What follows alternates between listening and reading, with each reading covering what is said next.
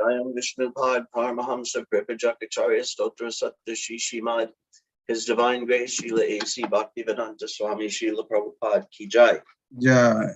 ISKCON BBT founder Acharya, His Divine Grace Srila Prabhupada Ki Jai. Jai.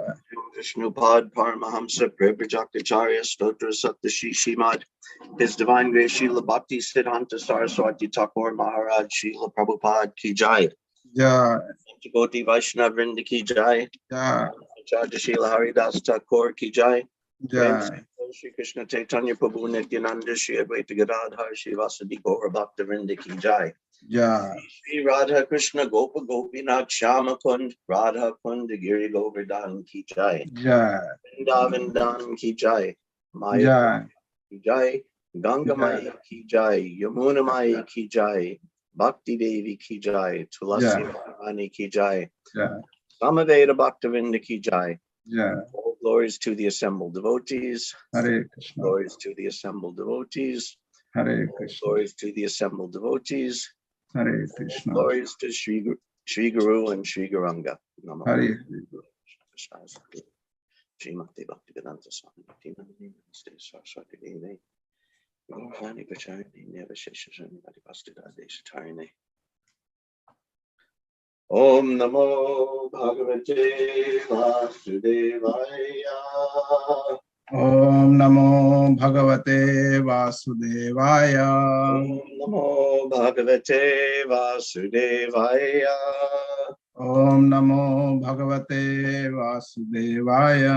Om Namo Bhagavate Vasudevaya. Om Namo Bhagavate Vasudeva.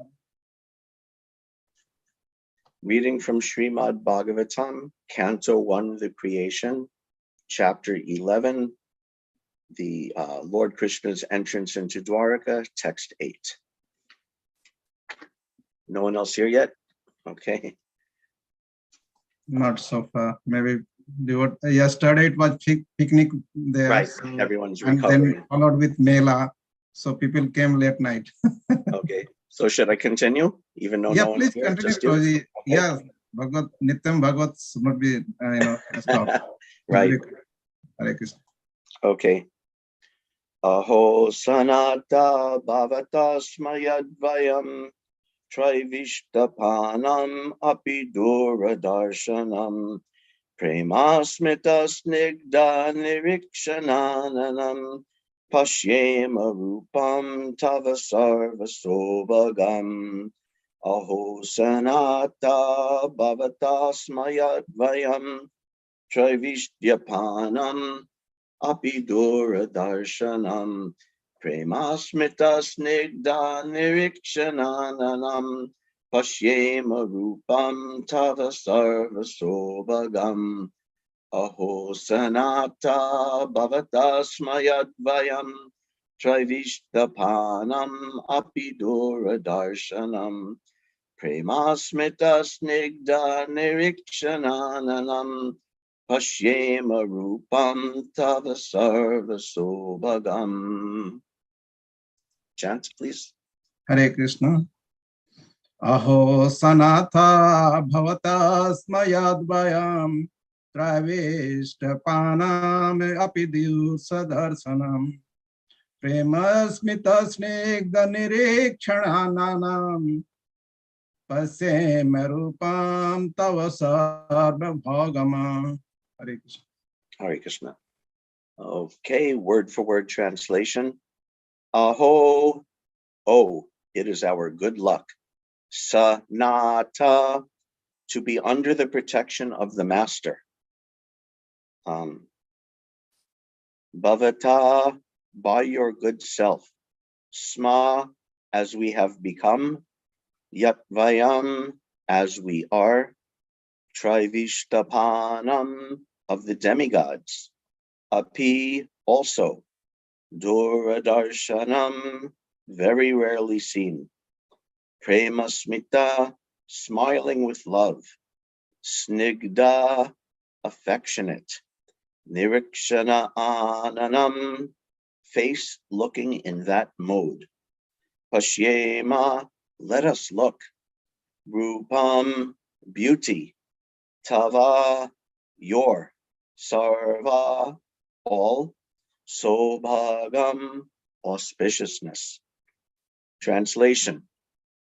Oh, it is our good luck that we have come again today under your protection by your presence, for your lordship rarely visits even the denizens of heaven. Now it is possible for us to look into your smiling face, which is full of affectionate glances. We can now see your transcendental form, full of all auspiciousness.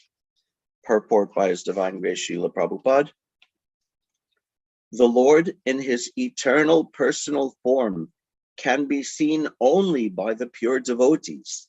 The Lord is never impersonal, but he is the supreme absolute personality of Godhead, possible to be visited by devotional service face to face, which is impossible to be done even by the denizens of higher planets.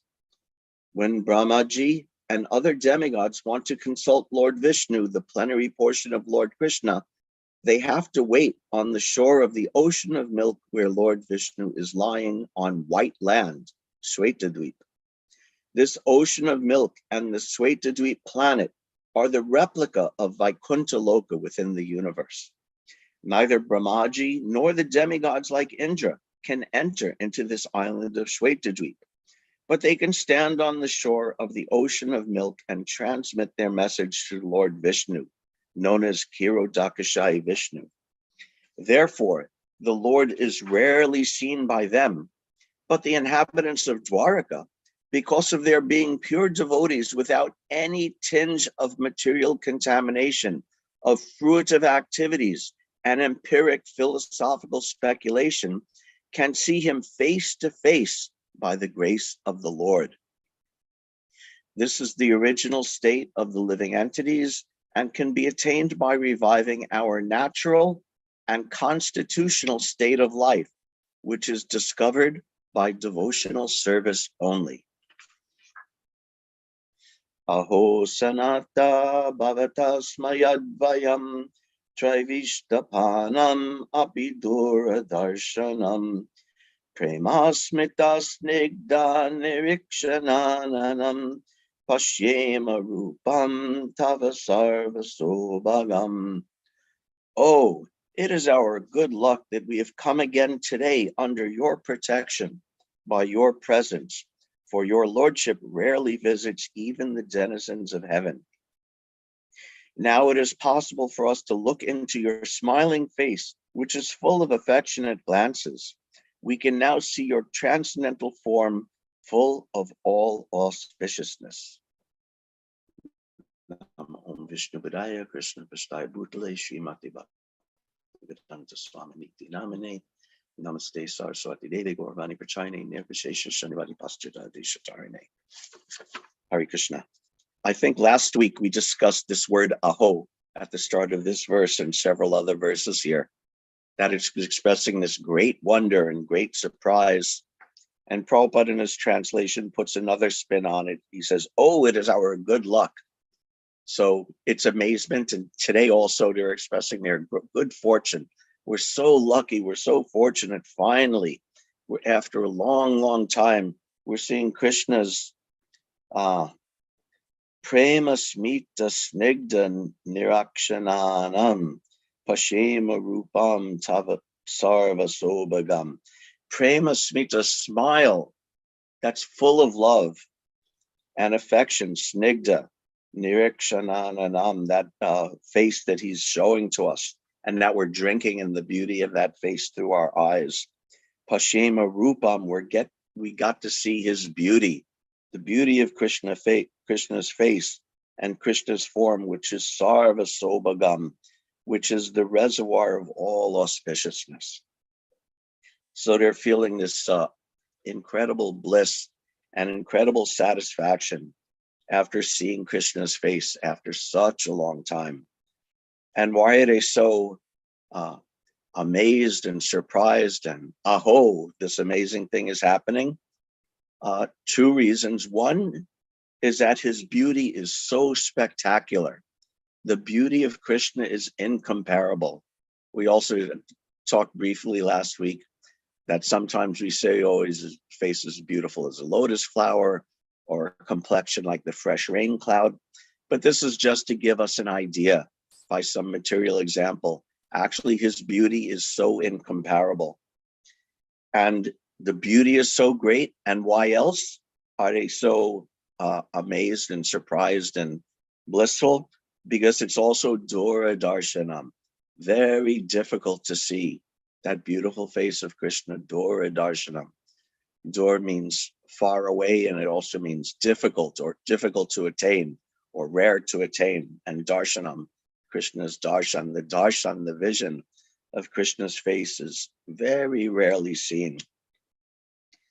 What to speak of ordinary people on this planet, the ordinary jerks walking around on this planet. It's nearly impossible for them to see Krishna's smiling face. But even Trivishtapanam, even the demigods in heaven, Trivishtapanam means the proprietors of all the three worlds, which is the demigods, Brahma, Indra, Varuna, Vayu, Agni, all of these great demigods who are the proprietors and the managers and the runners of the entire creation, material creation, but they can't see Krishna. Even Lord Brahma, it said that Lord Brahma, he holds the whole universe in the palm of his hand, just like a person can hold a walnut in the palm of his hand. And Lord Brahma is doing that. But even he, Prabhupada describes nicely in the purport, he wants to see Krishna. He has to go to the shore of the Milk Ocean, and he meditates and he offers prayers. And that way he conveys a message. But to actually see Krishna, that's very even more rare. So even the demigods cannot get this. So it's very difficult to obtain the vision of Krishna's beauty, and it's very rare to obtain the vision of Krishna's beauty. And why? Because that beauty is so transcendental and spectacular and infinitely beyond any beautiful thing. What's Bhaktisiddhanta say? That the beauty of God isn't like the poet or the philosopher describing some beautiful thing of this material world or comparing it with something in this material world. So the beauty of Krishna is so spectacular. That's Rupa Goswami's verse. Smeram Bangi Traya Parichitam Sachi Vistirna Drishtim Vamsi Nastya Dara Kushalayam Ujjalam Chandrakena Govindakyam Haritanu Mita Keshi Tirtopakante Ma Prekshishtas Tavyadi Sake Bandhu Sange Stiranga. This is a poetic technique where you glorify something by seeming to criticize it. So Rupa Goswami is saying, oh, Krishna's beauty, you don't want to go see Krishna's beauty. You should not go see Krishna's beauty. Because if you're still interested in the beauty of this material world and having material friends and lovers and playing games and working and doing all these things in the material world, you had better not go see the form of Krishna, who is standing with his beautiful threefold bending form, standing on the bank of the Yamuna River at Keshigat, and he's standing with his flute held up to his lips, and his hands, which are as soft and delicate as new fresh mango sprouts, and he's casting sidelong glances, beautiful loving glances, just like today, the smita, what's the word again? Prema smita, these glances and smiles full of love. He's casting these sidelong glances, and his body is standing there, and he's shining so effulgent. Although it's nighttime, his body is shining and effulgent in the moonlight on the bank of the Yamuna. You don't want to see that form, because if you see that form, you'll immediately completely forget all about your playing around in this material world and friend and family and lovers and all these things you'll forget about. So don't go see the beauty of Krishna. So again, in a negative way, he's glorifying the beauty of Krishna. So beautiful that you immediately completely forget everything in this material world. Just like we've also discussed before about the happiness of devotional service. The happiness of devotional service is nothing but the happiness of seeing and being with and serving Krishna.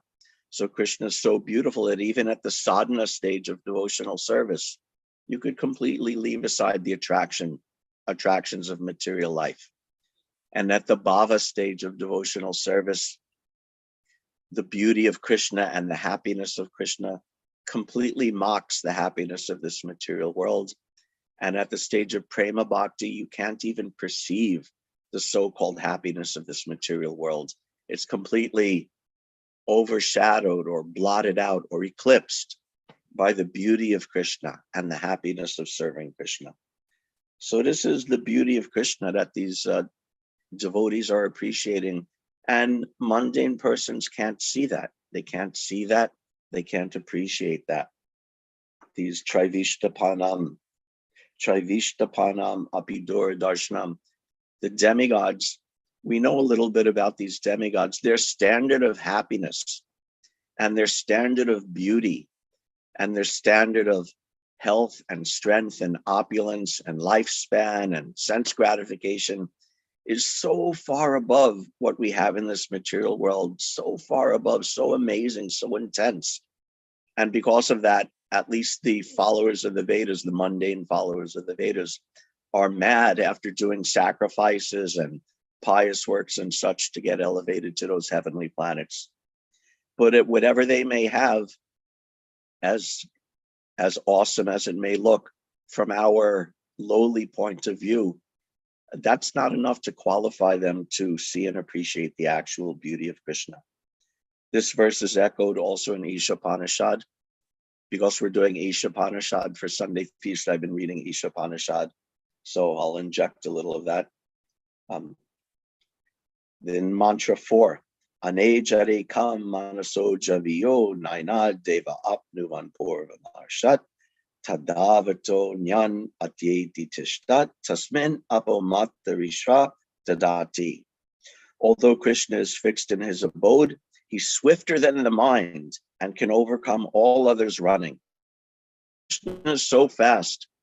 So if some materialistic person is chasing after Krishna, or chasing after beauty, or chasing after happiness, they're not fast enough to catch Krishna, to catch the beauty and happiness of Krishna. And even the demigods, who can travel anywhere within this world at the speed of the mind or the speed of the wind, they cannot approach Krishna. He's swifter than all others running.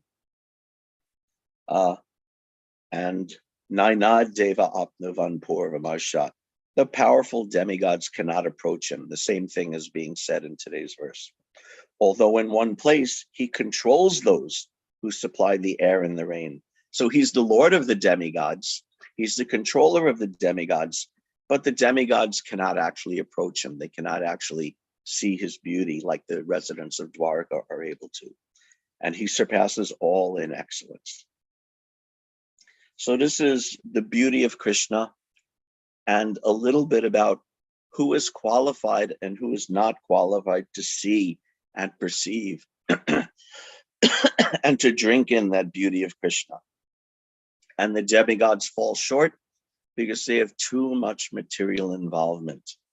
They don't wholeheartedly approach Krishna. They're attached to their long life, their opulence, their sense gratification, their sense of being the controllers. What's that say? He controls those who supply the air and the rain. So this is a big power. If a person gets some power or some authority, the danger, the almost inescapable danger, is they get puffed up. So the demigods are certainly not immune to this. So because of that, it's very hard for them to wholeheartedly approach Krishna. Prabhupada says in the purport,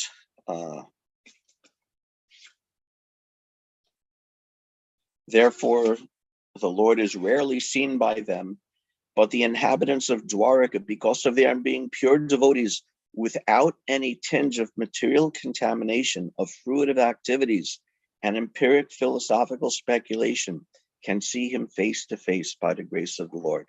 So this is the qualification that materialistic persons, even up to the standard of demigods, lack. Spontaneous devotion and pure devotion.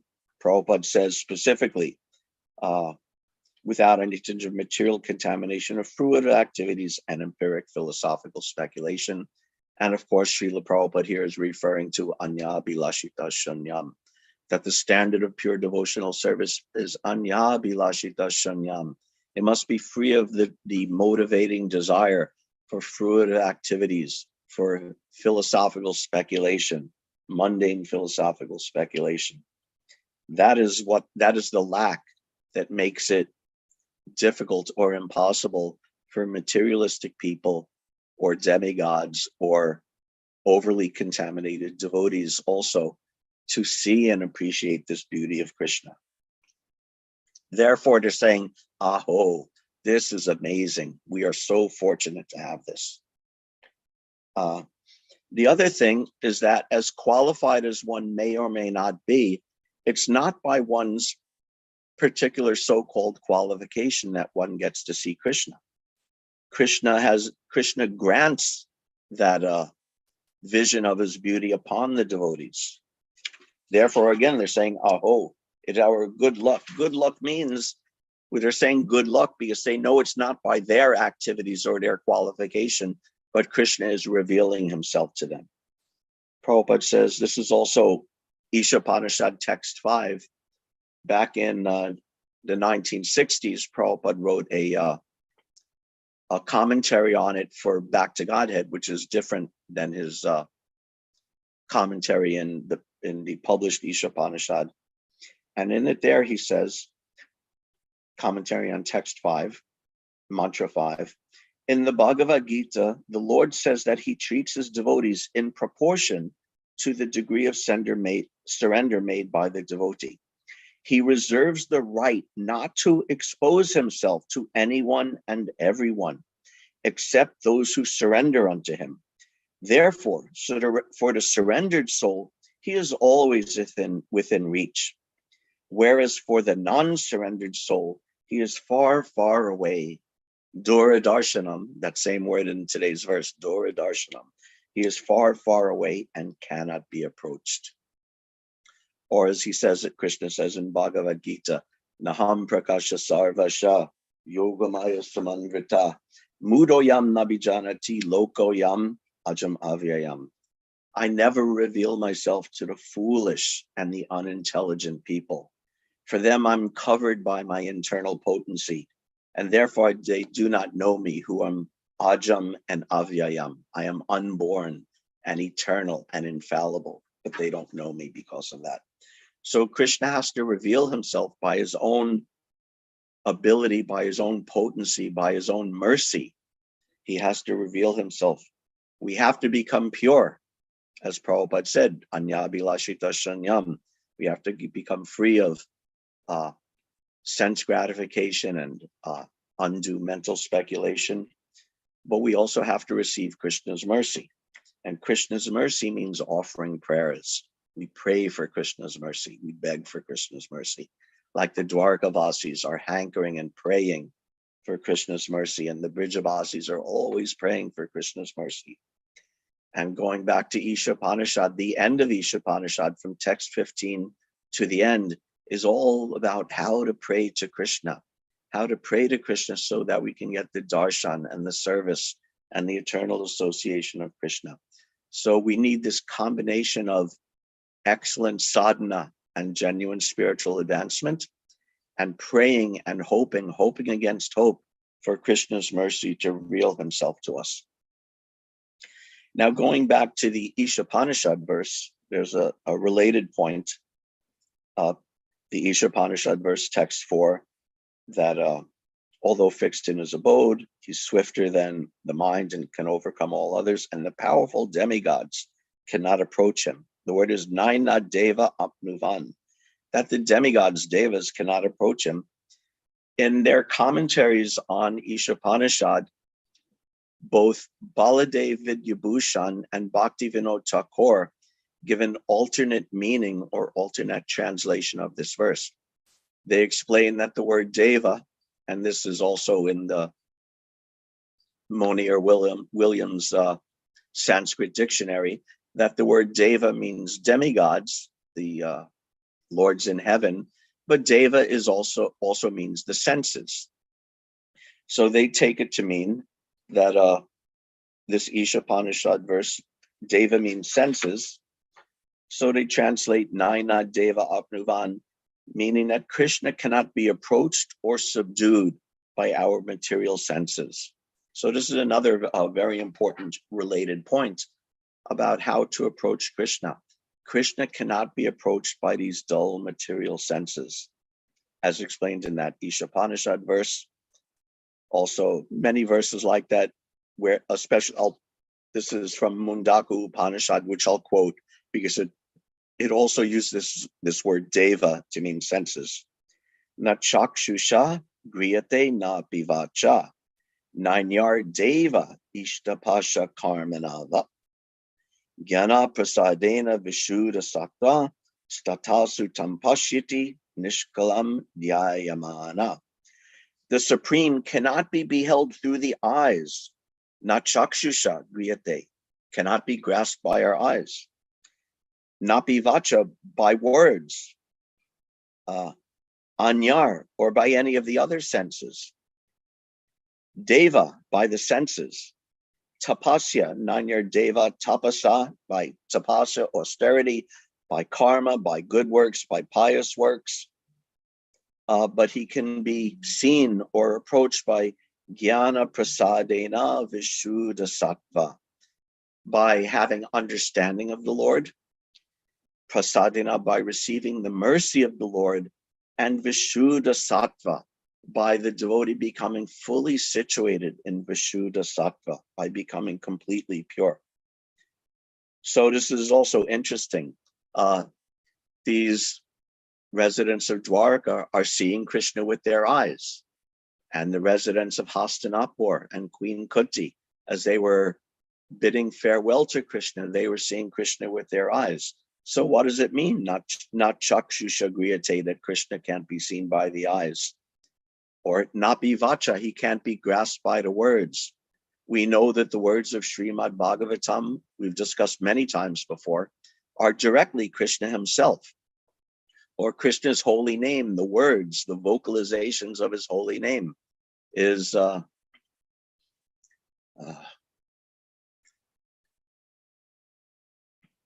Namachintamani Krishna Chaitanya.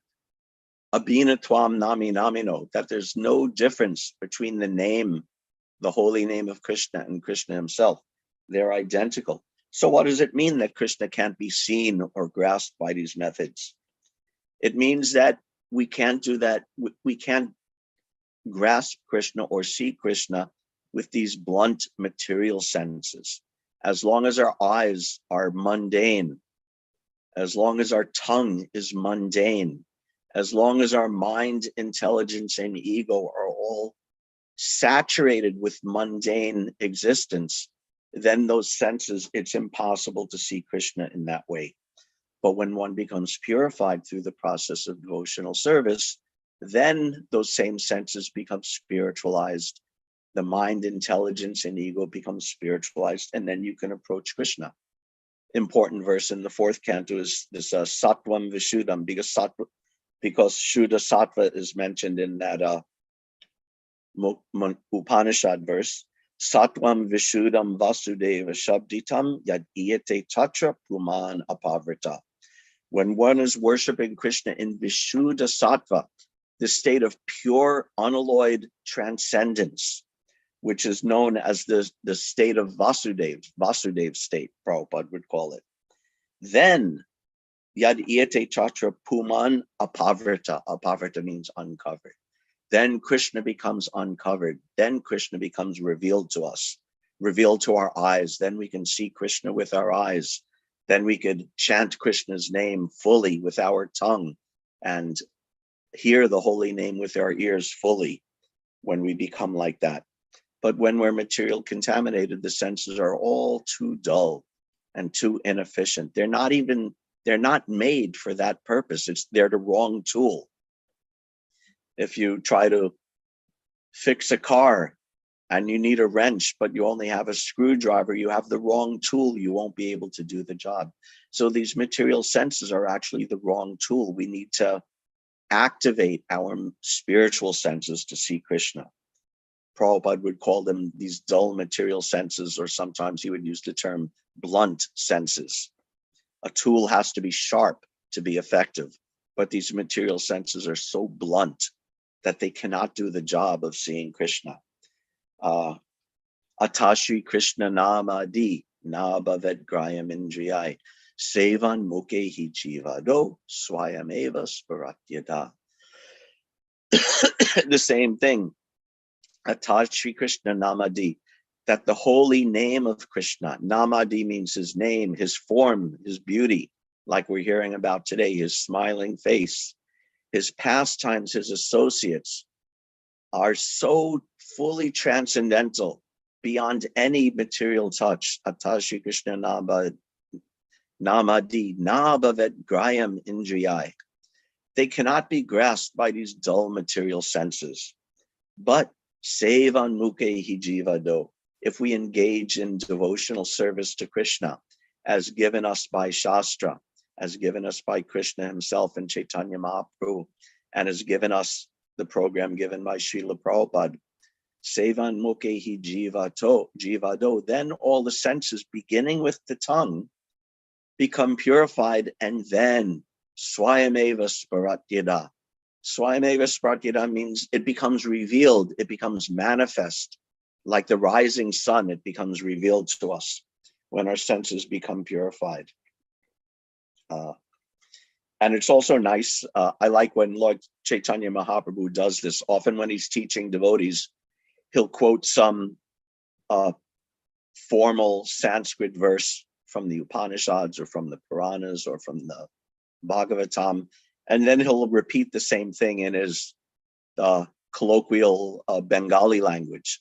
So after he quotes this Atashi Krishna Namadi, he says in Bengali, Atayeva Krishnera Nama Deha Vilasa Prakritendriya Graya Nahe Haya Swaprakash. Atayeva Krishnera Nama Deha Vilas. Atayeva, therefore, Krishnera Nama, Krishnera Deha, Krishnera Vilas. Krishna's holy name, Krishna's beautiful form, Krishna's amazing pastimes. These things of Krishna, Prakritendriya. Here he's being even more specific than Atashi Krishna Namadi is. He says, Prakritendriya, Prakrita Indriya, the material senses, these dull, blunt, mundane senses, which are composed of earth, water, fire, air, ether, or you could analyze they're composed of carbon, oxygen, hydrogen, nitrogen, and these things, or you could analyze it's composed of neurons and these kind of cells and retinal cells and cones and rods in your eyes allowing you to see. These Prakritendriya cannot see Krishna. Prakritendriya Graya Nahe. Graya means to grasp, and Nahe means no, it can't. These Prakritendriya cannot grasp the divine name, form, and pastimes of Krishna. Haya Swaprakash. Swaprakash means it has to be self-manifested by Krishna himself. And Krishna only does that, as Prabhupada said earlier, Krishna only does that when the devotee is pure and is completely begging and hankering and praying for the darshan of Krishna. Then Swaprakash, then that form is revealed right before us. And then we can see Krishna, like these Dwarkavasis do. So we have to purify our senses. We have to spiritualize our senses. And how do we do that? Again, the process of devotional service, but specifically in the definition of pure devotional service, which Rupa Goswami uses, Sarvopadi Vinirmuktam Tatparatvaina Nirmalam Rishikena Rishikesha Sevanam Bhaktir Uchite.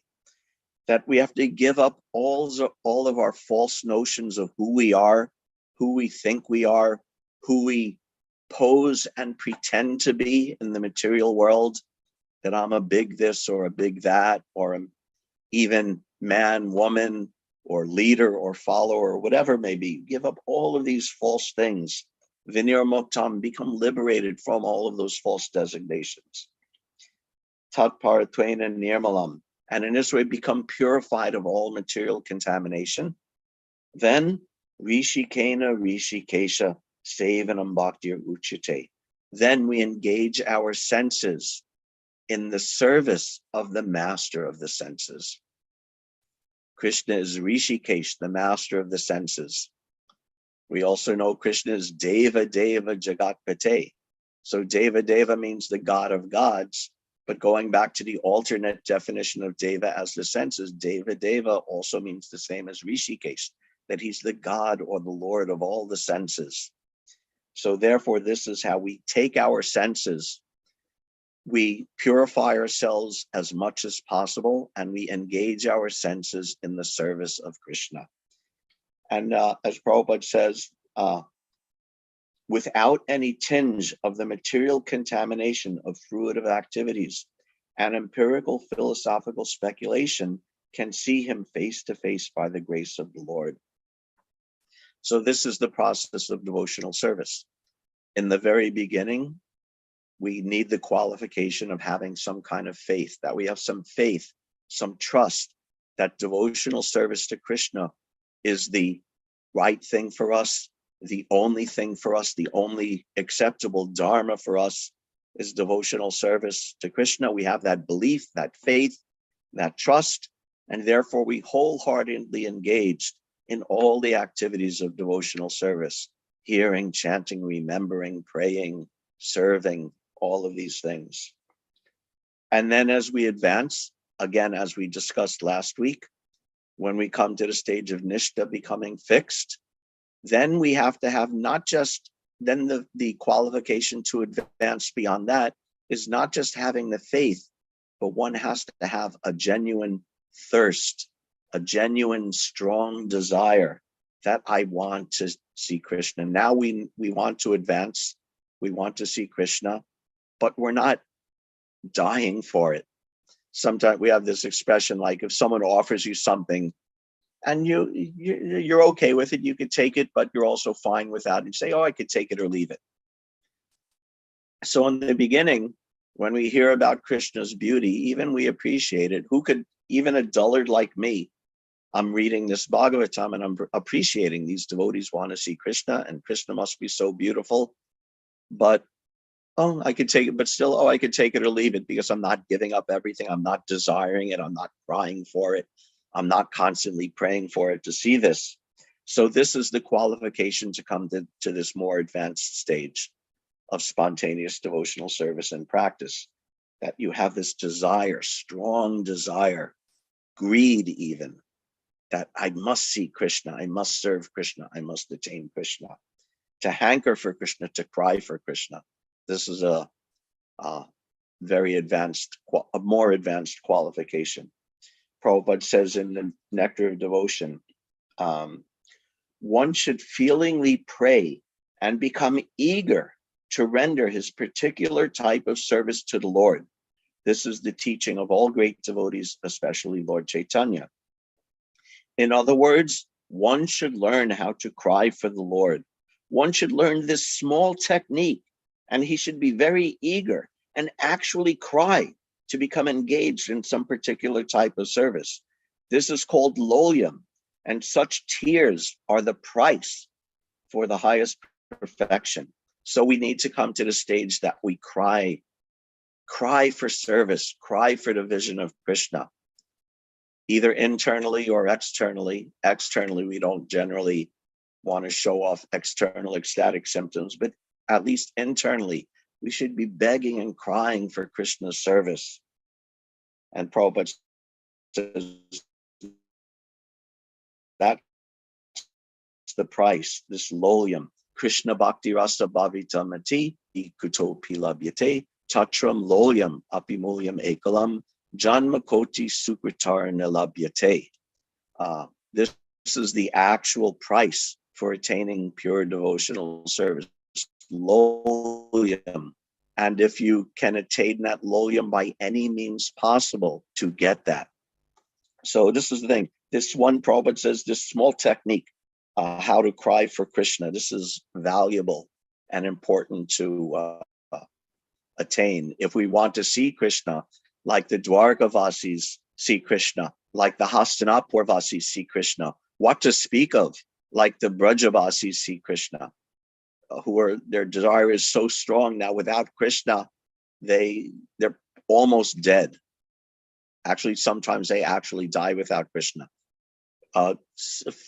Last month, I think we were discussing the Yagyapatnis. And the Yagyapatnis, Krishna sent the cowherd boys to bring them food. So they all left their house with all the food in the house and brought it out to Krishna. But one of the Yagyapatnis, one of the wives of the Brahmanas, was actually restricted, forbidden, and locked in the house, couldn't go out because of her family members, and she gave up her life. So this is a very high price, but that's the price to pay. Not that we have to die, but that we have to have this strong desire. Long ago, I was in a class given by His Holiness Satsvarup Maharaj, and he was speaking about this, how we are quoting the same Nectar of Devotion segment, how we have to learn this technique of how to cry for Krishna. So someone asked, well, what do? I don't cry for Krishna. I don't have the desire to cry for Krishna. And Satsvarup Maharaj says, well, if you don't have a desire to cry for Krishna, then you should cry about your inability to cry for Krishna. And so the devotee responded, well, what if I can't cry about my inability to cry for Krishna? And Satsvarup Maharaj replied that at whatever stage you are, just start by making some kind of cry. Wherever we are, even the most mundane, we can make some kind of cry for Krishna, as far removed as it may be. But that crying, that small technique, that crying out, or in other words, this very intense desire that, okay, I don't have a desire for Krishna. Can I cultivate a desire to develop that desire by engaging in devotional service? Or however many times removed we have to make it. We have to start with some desire and build it and cultivate it. That's why I discussed last week how if there's something in devotional service that we do have some drop or atomic particle of spontaneous attraction, that we really love doing this thing for Krishna and it really gives us pleasure, then we should pursue that and build that and feed that, because it'll help us grow. So wherever we are, cry for Krishna, or cry about your inability to cry for Krishna, or cry about your inability to cry about your inability to cry for Krishna. But wherever you are, start building up your devotion, start building up your practice of devotional service, your hankering for Krishna. And this is a cry. Crying doesn't mean shedding tears. Crying means praying, asking Krishna, please give me this. Praying is Shravanam, Kirtanam, Vishnu Smaranam, Padasevanam, Archanam, Vandanam. Praying is a very important item of devotional service. But we don't want to pray for things. Krishna, give me this. Krishna, give me that. Krishna, when Prabhupada was speaking at Ohio State University with Allen Ginsberg, he gave a very powerful and dynamic talk there. And he said, everyone is praying, oh God, give us our daily bread. And he said very strongly, he said, this is not love of God. This is love of bread. So what we're praying for is what we love or what we want to love. If we're praying for bread, if we're praying, God, give me this. If we're praying like Dhruva Maharaj, give me a kingdom better than the kingdom of Lord Brahma's, then that's not love of Krishna, that's love of a kingdom. Or if we're praying, God, give me a wife, give me a husband, give me a job, give me money. He may or he may not give those things. But what that should do is reveal to us where our heart is at, what we really want. So we have to start practicing this kind of prayer, praying to Krishna, either in our own words or using the prayers of the of Chaitanya Mahaprabhu and the prayers of all the prayers of the Bhagavatam and Bhagavad Gita is full of prayers. Using those practice praying like this, like Chaitanya Mahaprabhu prays in Sikshashtakam, praying to the God, praying to the Lord, don't give me material facilities. Don't give me even liberation. Just give me the shelter of your lotus feet, he prays. So we can practice like that. And this is actual prayer. And again, as a teaser, Ishopanishad at the very end, the whole end of Sri Ishopanishad, the last few verses is like that, teaching us how do we pray in order to actually attain Krishna. So this is our practice. This is the practice of our devotional service. Myself, many times I do whatever little devotional service I do it unthinkingly. Okay, I'm doing this because, I'm giving class because it's Sunday. It's Sunday, so I'm giving class, whatever. Or I'm chanting because it's the morning, or I'm offering my food because that's what I do every day. Okay, I cook something and then I put it in front of the altar and ring the bell, ding, ding, ding, and say some prayers. We do it unthinking. But if we start doing thinkingly,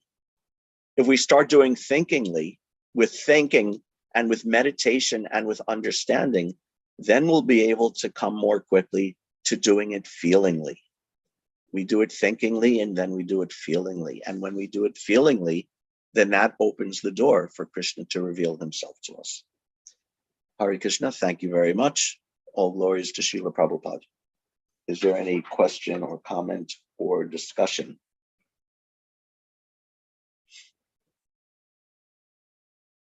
Yes, Mother Archana Bhakti.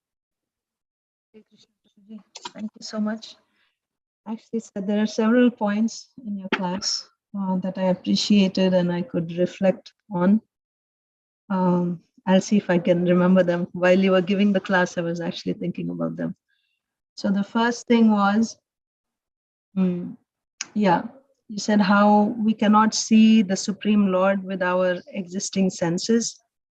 And we can only see the Lord when the Lord manifests himself. I was just thinking that even in our present state, just like towards the end you said, when we are worshiping the deity on the altar, we are seeing Krishna, but we are not actually seeing Krishna. He's there, but we are not really seeing him because that consciousness is not there. But nevertheless, you covered that point also in the class, that if we have faith, or even though we are not seeing Krishna, still, believing and trusting the words of the scripture that here is actually Krishna. Basically, it comes back to consciousness, being conscious that although I'm not seeing, here is Krishna. So if we still have to see Krishna, although we are not able to see Krishna. That's the point I'm trying to make. Yeah, that reminds me, there's a nice line by Bhakti Vinod Thakur about the holy name, Namakara Bahir Haya, Nama Nahi Haya. That just the vibration and enunciation of the syllables of the holy name is not actually the real manifestation of the holy name. So we do that. We see the deity, even if we're not actually seeing Krishna like a pure devotee does. And we chant the holy name, even though we're not directly contacting Krishna like a pure devotee does. But it's still it still has a purifying effect. Krishna's there, and and that's what sadhana bhakti is. Yeah. And just one more point about this only. Yesterday I was listening to my Guru Maharaj's lecture, and he said, any service that we do, whether we're worshipping the deity, cleaning the temple, practically anything that we do, it should be done with consciousness. And he said, when we neglect something, then that thing gets spoiled.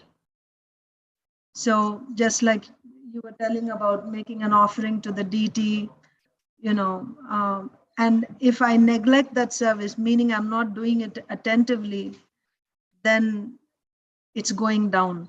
That service, the asset that I have, that's getting spoiled. Yeah. Maharaj also gave other examples, like, with your children, if you're neglecting your children, then they will get spoiled. Yeah. If you're neglecting our sadhana, then we will lose that taste in Krishna consciousness. Yeah. So that point about being crying for Krishna, actually that ties in with this also. Crying for Krishna, yes, we cry for Krishna, and then when service opportunity comes, we don't act on it. Isn't it? We shy away from Krishna's giving mercy. I'm crying, Krishna, please engage me in your service. And then when some service opportunity comes, then I'm like, no. So am I actually crying for Krishna if I'm not reciprocating? Yeah. Nice.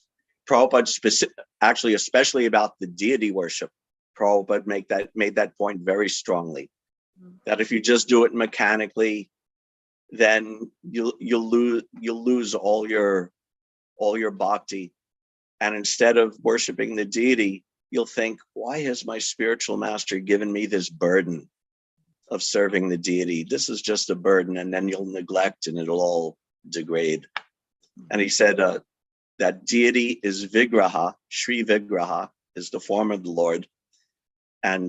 But if you don't have that feeling, if you just do it mechanically and neglect, then instead of Vigraha, it becomes Galagraha, which means a big burden on your neck. Or like in English, we say a pain in the neck, but Galagraha means like a burden on your neck or a burden on your shoulders that you have to bear. So if you're feeling it like that, then you're not going to see Krishna. But if you're thinking Vigraha, this is actually the form of Krishna, let me see, let me serve, then you'll be able to appreciate. Yeah, that's a nice point. Thank you. Thanks. Anything else, question or comment or discussion? Hare Krishna, Prabhu. One of the things I was thinking about was how you said, wherever you are, get started. I sometimes feel I'm not getting anywhere, what's going on. Doesn't mean we should become complacent and say, okay, you know what, I am here and that's that, and, be happy with that. But to start it from wherever you are. I thought that was it's a very important point. It may sound, like it's trivial, but it's not, because sometimes we could really get stuck and not use it in the proper way. And I think I've done that, and that's why I'm feeling that is so important. Don't let it get you down. Get started from wherever you are. Thank you, Prabhu. Hare Krishna, thank you. Prabhupada also said, just like you're on an airplane and the airplane is on the runway, and if you're doing something, if you're distracted, talking to someone or reading or book or whatever, and then all of a sudden you look out the window and said, oh, I'm so high in the sky, I didn't even realize. So on the one hand, we need to honestly appraise where we are, that, yeah, maybe we're still just sitting on the runway, and wherever we are, devote our time and our attention and whatever bhav we can dredge up from the depths of our heart. And then one day we'll look out the window and say, whoa, something's happening. And that'll be a real boost to both our faith and to our prayer. Thank you, Hare Krishna. Anything else?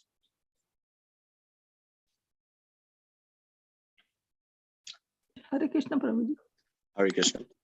I realized that when we do the devotional service, our mind begins to get purified, and we see that we have become purified little in our action.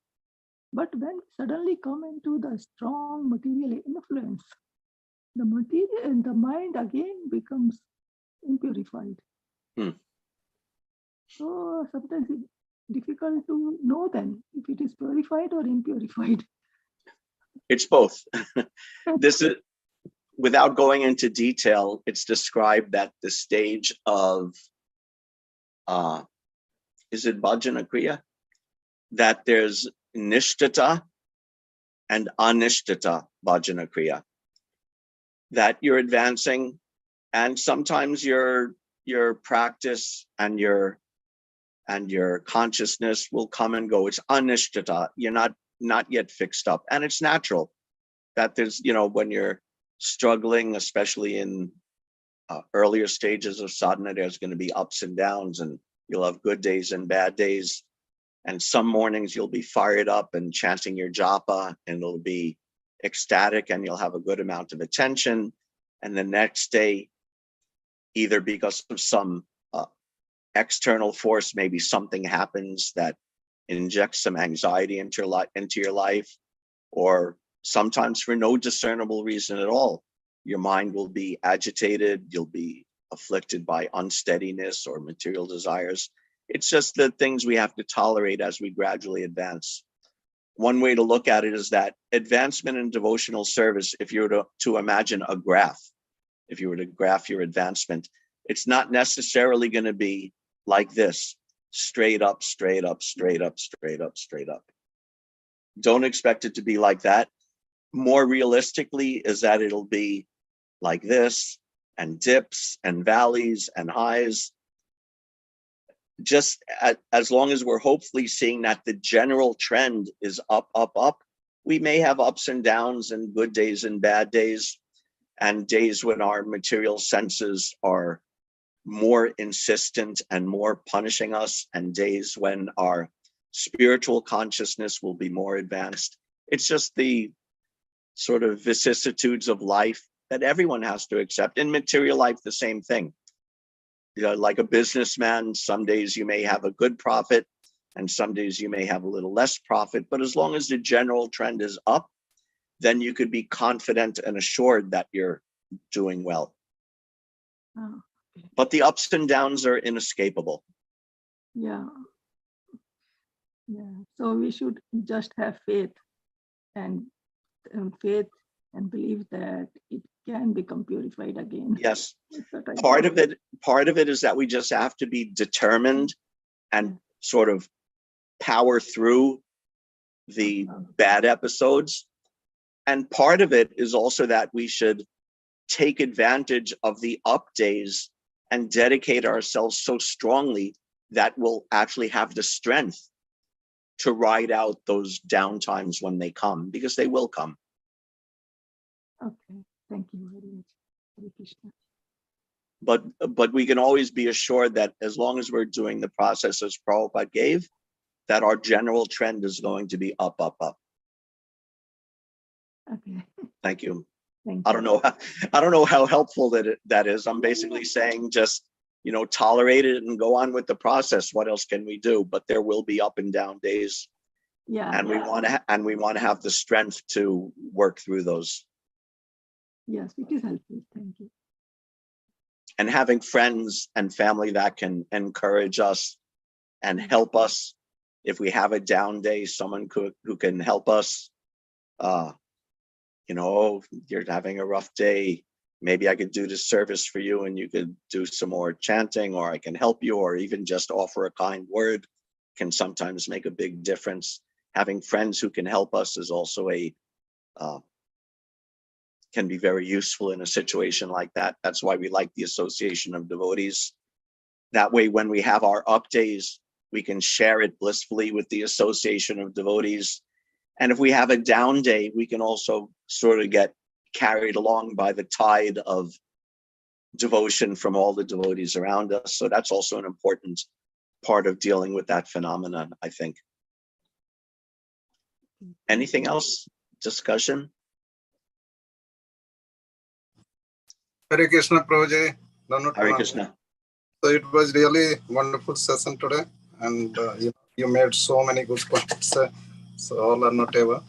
I just I even emphasized on Aho, which start with so many verses start with I like that one. Even Sila Sukadev Goswami, as we know that when heard about the description of Putana, Aho Yam Stanakala Kutam. Right. So he returned, when he was running out. So that was also, that verse is also starting with the Aho. Yes, so, how amazing it is. Yeah, so that's amazing. So I like that one very much, Prabhuji. And overall, it was very, very, really wonderful. Thank you so much for wonderful. Hare Krishna, you're very kind. Okay, Hare Krishna, thank you very much, everybody. Is there any announcement from the temple? Hare Krishna. Today we have our Sunday feast. Ishopanishad. Yes, we're part 2 of a 7-part series on the Sri Ishopanishad. I believe we'll be covering mantra 1, and the class will be given by Mother Revati. Awesome. Okay. I've been studying since we started last week. I've actually been reading and studying Ishopanishad, and it's quite an amazing work, and I think it's very significant that Prabhupada chose to give it to us. So everyone should appreciate that, listen to that, and take part in those Sunday classes. Okay, thank you very much, everybody. Hare Krishna. All glories to Srila Prabhupada. Vancha kalpatrubhyascha krivasinubheva cha prasadhanam bhavanebhyo vaishnavebhyo namo namaha. Hare Krishna.